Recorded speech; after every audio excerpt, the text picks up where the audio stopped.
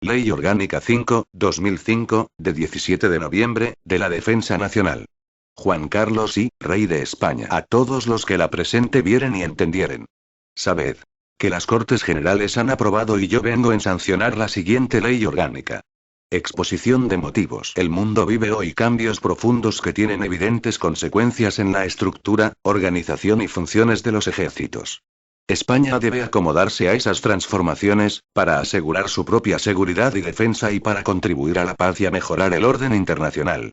Desde la promulgación en 1980 de la Ley Orgánica sobre Criterios Básicos de la Defensa Nacional y la Organización Militar, modificada parcialmente en 1984, han cambiado profundamente el marco internacional de referencia y la propia sociedad española sin que se haya alterado, básicamente, el modelo organizativo de nuestras Fuerzas Armadas.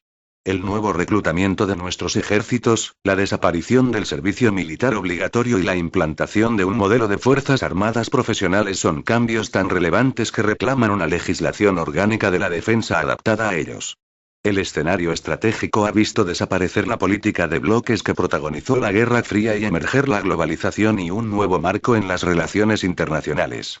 Al mismo tiempo, junto a los riesgos y amenazas tradicionales para la paz, la estabilidad y la seguridad, surgen otros como el terrorismo transnacional con disposición y capacidad de infligir daño indiscriminadamente.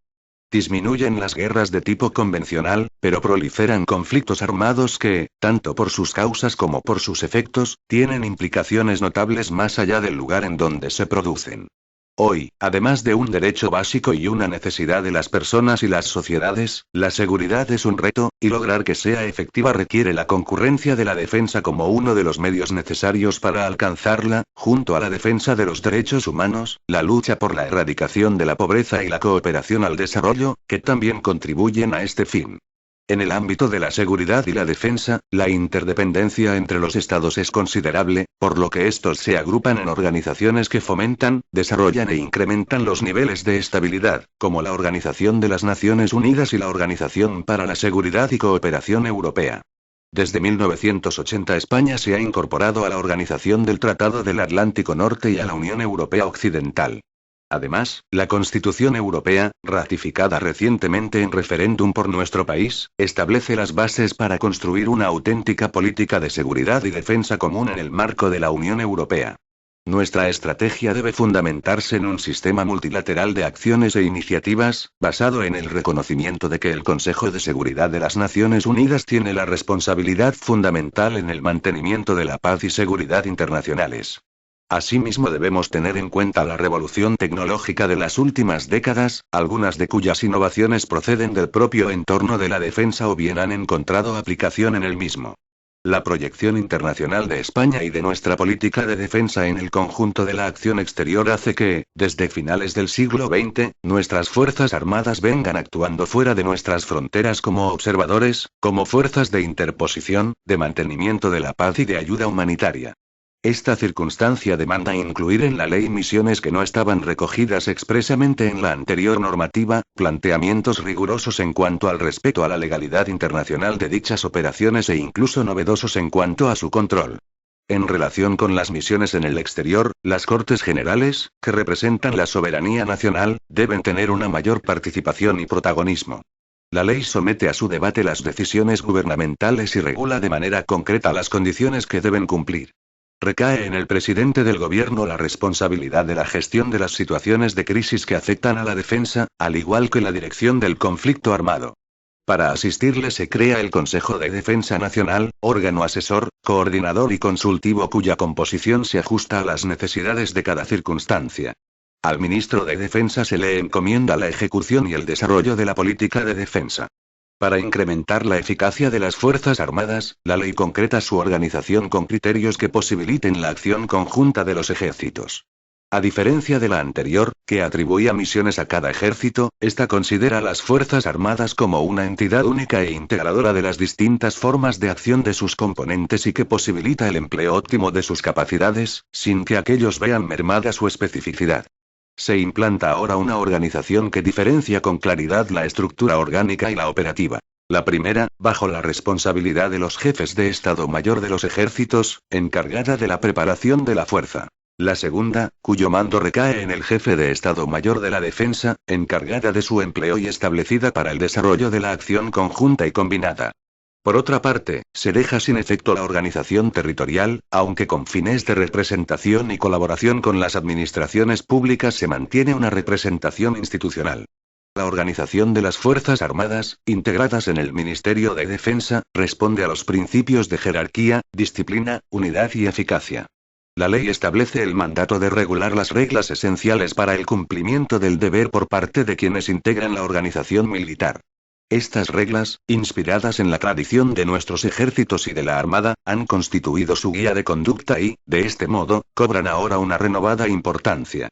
Su desarrollo reglamentario permitirá mantenerlos debidamente actualizados. En cuanto a los recursos de la defensa nacional, su aportación se apoyará en el principio de contribución gradual y proporcionada a la situación que sea preciso afrontar. Para conseguir una respuesta progresiva ante situaciones de crisis o conflictos armados se requiere una organización apropiada y eficaz, con suficiente grado de estabilidad, que integre la aportación de toda clase de recursos necesarios para la preparación civil y en la que intervendrá también el Consejo de Defensa Nacional. La desaparición del servicio militar obligatorio exige que se prevea con mayor relevancia el derecho y el deber que los españoles tienen de defender a España, según lo establecido en el artículo 30 de la Constitución, para lo que se refuerza y actualiza la posibilidad de incorporación de los ciudadanos, como reservistas, a las Fuerzas Armadas. Esta ley se dicta de acuerdo con lo previsto en el artículo 8.2 y en ejercicio de la competencia prevista en el artículo 149.1.4 de la Constitución. Título preliminar. Objeto. Artículo 1. Objeto de la ley. Esta ley orgánica regula la defensa nacional y establece las bases de la organización militar conforme a los principios establecidos en la Constitución. Artículo 2. Finalidad de la política de defensa. La política de defensa tiene por finalidad la protección del conjunto de la sociedad española, de su constitución, de los valores superiores, principios e instituciones que en ésta se consagran, del Estado social y democrático de derecho, del pleno ejercicio de los derechos y libertades, y de la garantía, independencia e integridad territorial de España. Asimismo, tiene por objetivo contribuir a la preservación de la paz y seguridad internacionales, en el marco de los compromisos contraídos por el Reino de España. Título y de las atribuciones de los poderes del Estado. Artículo 3. La corona. Corresponden al rey el mando supremo de las Fuerzas Armadas y las demás funciones que en materia de defensa le confiere la Constitución y el resto del ordenamiento jurídico. Artículo 4. Las Cortes Generales. 1. A las Cortes Generales les corresponde: a. Otorgar las autorizaciones previas para prestar el consentimiento del Estado a obligarse por medio de los tratados y convenios internacionales, así como las restantes autorizaciones previstas en el artículo 94.1b de la Constitución. b. Aprobar las leyes relativas a la defensa y los créditos presupuestarios correspondientes. c. Debatir las líneas generales de la política de defensa. A estos efectos, el Gobierno presentará las iniciativas correspondientes, singularmente los planes de reclutamiento y modernización. D. Controlar la acción del Gobierno en materia de defensa. E. Acordar la autorización a que se refiere el artículo 63.3 de la Constitución. 2. En particular, al Congreso de los Diputados le corresponde autorizar, con carácter previo, la participación de las Fuerzas Armadas en misiones fuera del territorio nacional, de acuerdo con lo establecido en esta ley. Artículo 5. El Gobierno. Corresponde al Gobierno determinar la política de defensa y asegurar su ejecución, así como dirigir la administración militar y acordar la participación de las Fuerzas Armadas en misiones fuera del territorio nacional. Artículo 6. El Presidente del Gobierno. 1. Corresponde al presidente del Gobierno la dirección de la política de defensa y la determinación de sus objetivos, la gestión de las situaciones de crisis que afecten a la defensa y la dirección estratégica de las operaciones militares en caso de uso de la fuerza. 2. El presidente del Gobierno ejerce su autoridad para ordenar, coordinar y dirigir la actuación de las Fuerzas Armadas así como disponer su empleo. 3. Asimismo, en el marco de la política de defensa, le corresponde de forma específica: a. Formular la Directiva de Defensa Nacional, en la que se establecerán las líneas generales de la política de defensa y las directrices para su desarrollo. b. Definir y aprobar los grandes objetivos y planteamientos estratégicos, así como formular las directivas para las negociaciones exteriores que afecten a la política de defensa. C. Determinar la aplicación de los objetivos y las líneas básicas de actuación de las Fuerzas Armadas, tanto en el ámbito nacional como en el de la participación en las organizaciones internacionales de las que España forma parte. D. Ordenar las misiones de las Fuerzas Armadas. E. Ejercer las demás funciones que le atribuyen las disposiciones legales y reglamentarias. Artículo 7. El Ministro de Defensa. 1. Corresponde al Ministro de Defensa, además de las competencias que le asignan las leyes reguladoras del Gobierno y de la Administración General del Estado, el desarrollo y la ejecución de la política de defensa. 2. Asimismo y de forma específica le corresponde: a. Asistir al presidente del Gobierno en la dirección estratégica de las operaciones militares. b. Dirigir la actuación de las Fuerzas Armadas bajo la autoridad del presidente del Gobierno. c. Determinar y ejecutar la política militar. d. Dirigir, como miembro del Gobierno, la administración militar y desarrollar las directrices y disposiciones reglamentarias que adopte el Consejo de Ministros.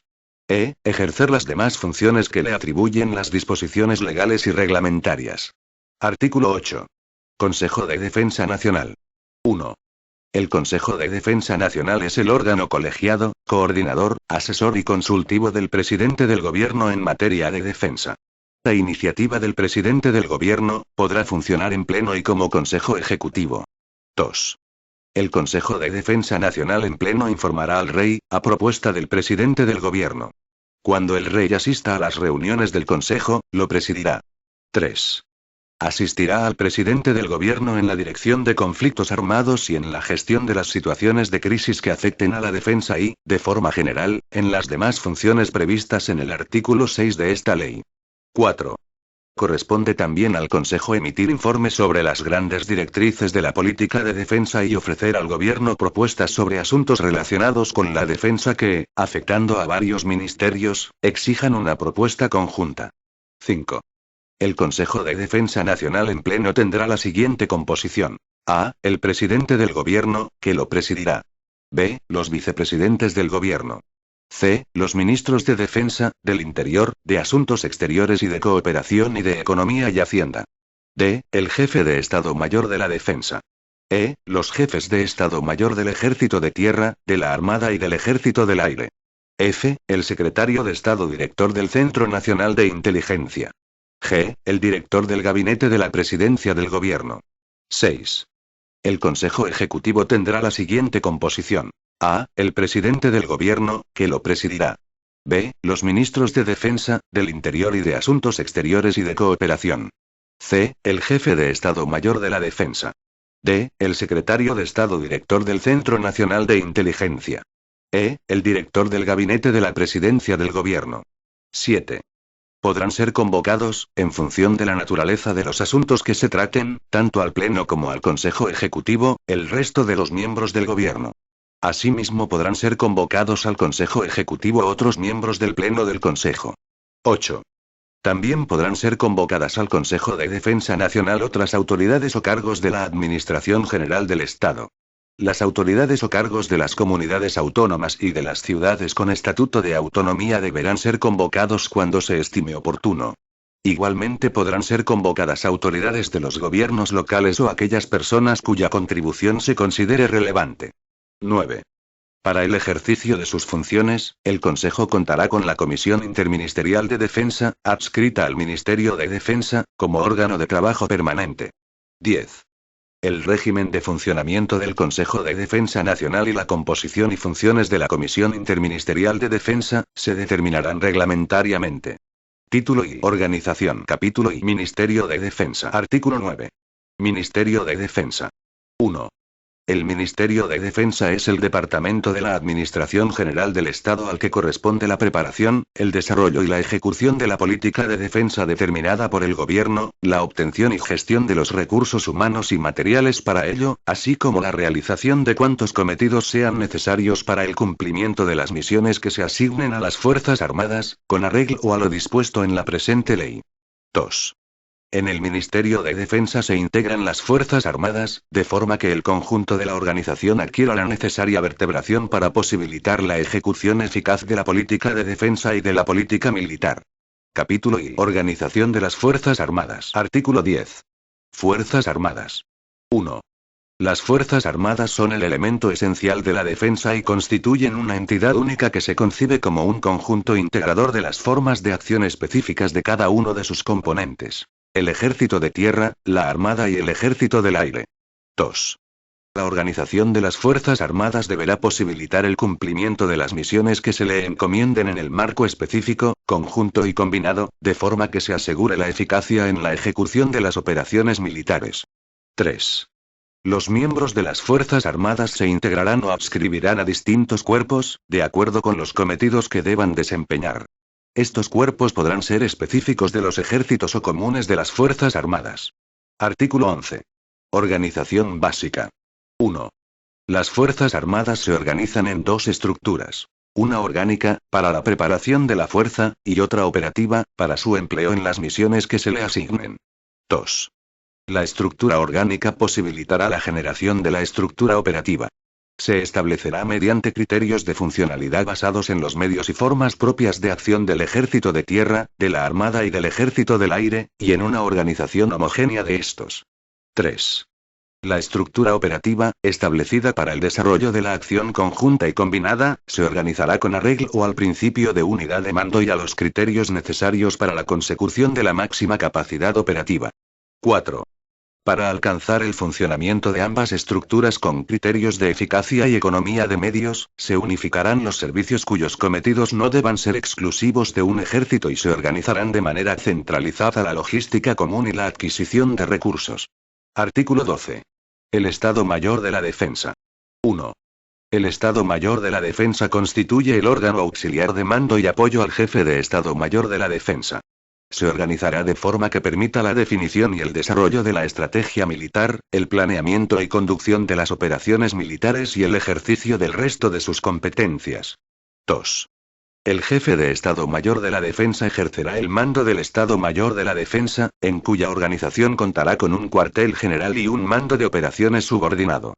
Cuando cualquier circunstancia le impida ejercer temporalmente el cargo, le sustituirá en sus funciones, con carácter accidental, el jefe de Estado Mayor del Ejército de Tierra, de la Armada o del Ejército del Aire de más antigüedad. 3. En particular, le corresponde al jefe de Estado Mayor de la Defensa. A. La función de asesoramiento militar al presidente del gobierno y al ministro de Defensa, a los que auxiliará en la dirección estratégica de las operaciones militares. B. Ejercer, bajo la dependencia del ministro de Defensa, el mando de la estructura operativa de las Fuerzas Armadas y la conducción estratégica de las operaciones militares. C. Asegurar la eficacia operativa de las Fuerzas Armadas. A tal fin, podrá supervisar la preparación de las unidades de la fuerza y evaluar su disponibilidad operativa. D. Proponer al ministro de Defensa las capacidades militares adecuadas para ejecutar la política militar. E. Elaborar y definir la estrategia militar. F. Establecer las normas de acción conjunta de las Fuerzas Armadas y contribuir a la definición de las normas de acción combinada de fuerzas multinacionales. G. Por delegación del ministro de Defensa, podrá ejercer la representación militar nacional ante las organizaciones internacionales de seguridad y defensa. 4. El jefe de Estado Mayor de la Defensa coordinará a los jefes de Estado Mayor del Ejército de Tierra, de la Armada y del Ejército del Aire, a quienes impartirá directrices para orientar la preparación de la fuerza, con el objeto de asegurar la eficacia operativa de las Fuerzas Armadas. Artículo 13. El Ejército de Tierra, la Armada y el Ejército del Aire. 1. El Ejército de Tierra, la Armada y el Ejército del Aire componen la estructura orgánica de las Fuerzas Armadas y aportan las capacidades básicas para su estructura operativa. Cada uno de ellos está compuesto por A. El cuartel general, constituido por el conjunto de órganos que encuadran los medios humanos y materiales necesarios para asistir al jefe de Estado Mayor en el ejercicio del mando sobre su respectivo ejército. B. La fuerza, establecida como el conjunto de medios humanos y materiales que se agrupan y organizan con el cometido principal de prepararse para la realización de operaciones militares. En su ámbito, se llevará a cabo el adiestramiento, la preparación y la evaluación de sus unidades y se realizarán, en tiempo de paz, las misiones específicas permanentes que se le asignen. C. El apoyo a la fuerza, entendido como el conjunto de órganos responsables de la dirección, gestión, administración y control de los recursos humanos, materiales y financieros, asignados a cada uno de los ejércitos. En su ámbito se dirigirá y se controlará el mantenimiento de la fuerza y se llevarán a cabo las actividades del apoyo logístico que posibilitan la vida y funcionamiento de las unidades, centros y organismos. 2. Los jefes de Estado Mayor del Ejército de Tierra, de la Armada y del Ejército del Aire ejercerán, bajo la autoridad del Ministro de Defensa, el mando de su respectivo ejército. Cuando cualquier circunstancia les impida ejercer temporalmente el cargo, les sustituirán en sus funciones, respectivamente, con carácter accidental, el oficial general en servicio activo más antiguo de los que le estén subordinados en su estructura orgánica. 3. En particular les corresponde a los jefes de Estado Mayor: a. Desarrollar la organización, de acuerdo con lo dispuesto por el Ministro de Defensa, así como instruir, adiestrar, administrar, proporcionar apoyo logístico y velar por la motivación, disciplina y bienestar de su respectivo ejército para mantener en todo momento la máxima eficacia, de acuerdo con los recursos asignados. b. Desarrollar y ejecutar las misiones que, en tiempo de paz, tengan asignadas con carácter permanente. c. Garantizar la adecuada preparación de la fuerza de su respectivo ejército para su puesta a disposición de la estructura operativa de las Fuerzas Armadas. d. Asesorar al jefe de Estado Mayor de la Defensa en el empleo de las unidades de su ejército, así como en la elaboración y formulación de los aspectos específicos de sus respectivas capacidades. Velar por los intereses generales del personal militar bajo su mando, tutelando en particular el régimen de derechos y libertades derivado de la norma constitucional y de su desarrollo legal. Capítulo I. Jurisdicción militar. Artículo 14. Naturaleza y funciones. Los órganos de la jurisdicción militar, integrante del Poder Judicial del Estado, basan su organización y funcionamiento en el principio de unidad jurisdiccional y administran justicia en el ámbito estrictamente castrense y, en su caso, en las materias que establezca la declaración del estado de sitio, de acuerdo con la Constitución y lo dispuesto en las leyes penales, procesales y disciplinarias militares. Título I. Misiones de las Fuerzas Armadas y su control parlamentario. Capítulo I. Misiones de las Fuerzas Armadas. Artículo 15. Misiones. 1. Las Fuerzas Armadas, de acuerdo con el artículo 8.1 de la Constitución, tienen atribuida la misión de garantizar la soberanía e independencia de España, defender su integridad territorial y el ordenamiento constitucional. 2. Las Fuerzas Armadas contribuyen militarmente a la seguridad y defensa de España y de sus aliados, en el marco de las organizaciones internacionales de las que España forma parte, así como al mantenimiento de la paz, la estabilidad y la ayuda humanitaria. 3. Las Fuerzas Armadas, junto con las instituciones del Estado y las administraciones públicas, deben preservar la seguridad y bienestar de los ciudadanos en los supuestos de grave riesgo, catástrofe, calamidad u otras necesidades públicas, conforme a lo establecido en la legislación vigente. 4. Las Fuerzas Armadas pueden, asimismo, llevar a cabo misiones de evacuación de los residentes españoles en el extranjero, cuando circunstancias de inestabilidad en un país pongan en grave riesgo su vida o sus intereses. Artículo 16. Tipos de operaciones. El cumplimiento de las misiones de las Fuerzas Armadas y el desarrollo de su contribución complementaria o subsidiaria de interés público requieren realizar diferentes tipos de operaciones, tanto en territorio nacional como en el exterior, que pueden conducir a acciones de prevención de conflictos o disuasión, de mantenimiento de la paz, actuaciones en situaciones de crisis y, en su caso, de respuesta a la agresión. En particular, las operaciones pueden consistir en: a. La vigilancia de los espacios marítimos, como contribución a la acción del Estado en la mar, la vigilancia del espacio aéreo y el control del espacio aéreo de soberanía nacional y aquellas otras actividades destinadas a garantizar la soberanía e independencia de España, así como a proteger la vida de su población y sus intereses. b. La colaboración en operaciones de mantenimiento de la paz y estabilización internacional en aquellas zonas donde se vean afectadas, la reconstrucción de la seguridad y la administración, así como la rehabilitación de un país, región o zona determinada, conforme a los tratados y compromisos establecidos.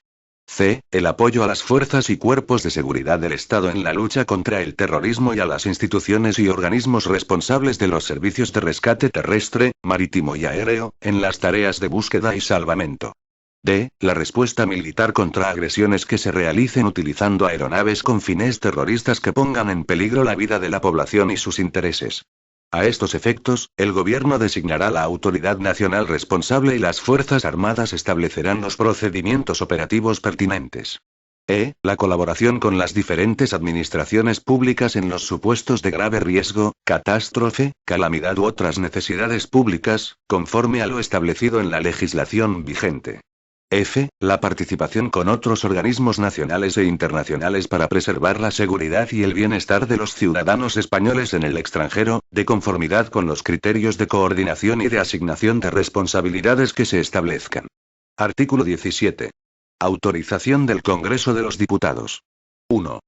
Para ordenar operaciones en el exterior que no estén directamente relacionadas con la defensa de España o del interés nacional, el Gobierno realizará una consulta previa y recabará la autorización del Congreso de los Diputados.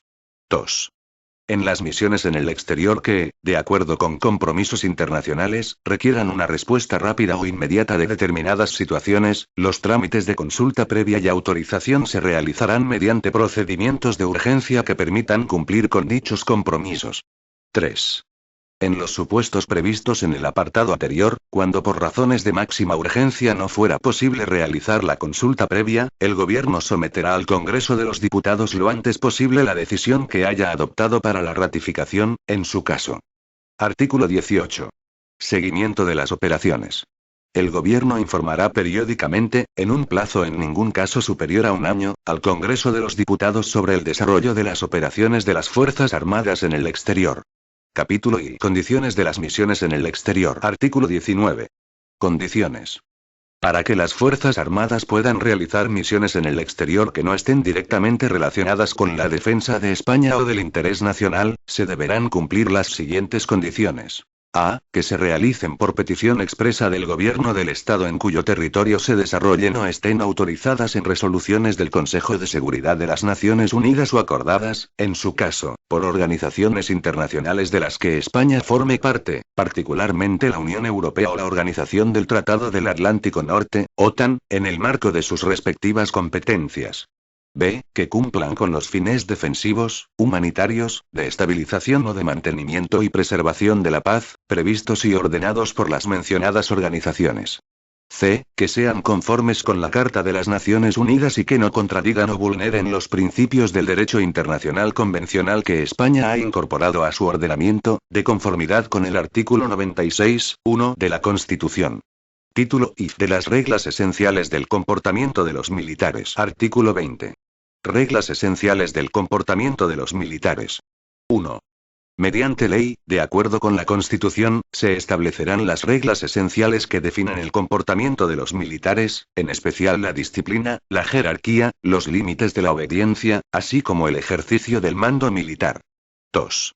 El Gobierno, mediante Real Decreto, procederá asimismo a desarrollar estas reglas en las Reales Ordenanzas para las Fuerzas Armadas. Artículo 21. Régimen disciplinario. 1. El régimen disciplinario de las Fuerzas Armadas tiene por objeto garantizar la observancia de las reglas esenciales que definen el comportamiento de los militares y del ordenamiento legal de la función militar.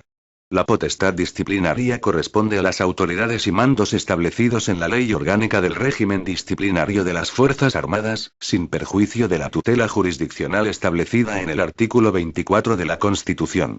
2. Quedan prohibidos los tribunales de honor en el ámbito militar. Título V. Contribución a la defensa. Capítulo I. Preparación de recursos para contribuir a la defensa. Artículo 22. Disposición permanente de los recursos. 1. El Gobierno establecerá los criterios relativos a la preparación y disponibilidad de los recursos humanos y materiales no propiamente militares para satisfacer las necesidades de la defensa nacional en situaciones de grave amenaza o crisis, teniendo en cuenta para su aplicación los mecanismos de cooperación y coordinación existentes entre los diferentes poderes públicos. 2. En tiempo de conflicto armado y durante la vigencia del estado de sitio, el sistema de disponibilidad permanente de recursos será coordinado por el Consejo de Defensa Nacional. Capítulo I. Guardia Civil. Artículo 23. Guardia Civil. La Guardia Civil es un instituto armado de naturaleza militar, dependiente del Ministro del Interior en el desempeño de las funciones que se le atribuyen por la Ley Orgánica 2.1986, de 13 de marzo, de Fuerzas y Cuerpos de Seguridad, y del Ministro de Defensa en el cumplimiento de las misiones de carácter militar que se le encomienden. Artículo 24. Misiones de carácter militar. El gobierno, mediante Real Decreto, regulará las misiones de carácter militar a que se refiere el artículo anterior, aplicando las condiciones y el régimen de consulta previsto en esta ley a las misiones que se realicen en el exterior. Artículo 25. Coordinación de actuaciones. En tiempo de conflicto bélico y durante la vigencia del estado de sitio, las actuaciones de la Guardia Civil serán coordinadas por el Consejo de Defensa Nacional, dependiendo en tales supuestos directamente del Ministro de Defensa, en los términos que determine el presidente del Gobierno. Capítulo I. Centro Nacional de Inteligencia. Artículo 26. Centro Nacional de Inteligencia. El Centro Nacional de Inteligencia contribuirá a la obtención, evaluación e interpretación de la información necesaria para prevenir y evitar riesgos o amenazas que afecten a la independencia e integridad de España, a los intereses nacionales y a la estabilidad del Estado de Derecho y sus instituciones. Capítulo I. Cuerpo Nacional de Policía. Artículo 27. Cuerpo Nacional de Policía. El Cuerpo Nacional de Policía, en los supuestos previstos en el artículo 25, será coordinado por el Consejo de Defensa Nacional, dependiendo del Ministro del Interior con el alcance que determine el presidente del Gobierno. Capítulo V. Contribución de los recursos nacionales. Artículo 28. Sistema de cooperación en materia de protección civil. En tiempo de conflicto bélico y durante la vigencia del estado de sitio, el Consejo de Defensa Nacional coordinará las actuaciones del sistema de cooperación en materia de protección civil. A estos efectos, la acción permanente de los poderes públicos tendrá en cuenta las directrices emanadas del Consejo. Artículo 29. Aportación de otros recursos. La aportación de otros recursos provenientes de la sociedad, se materializará de la siguiente forma.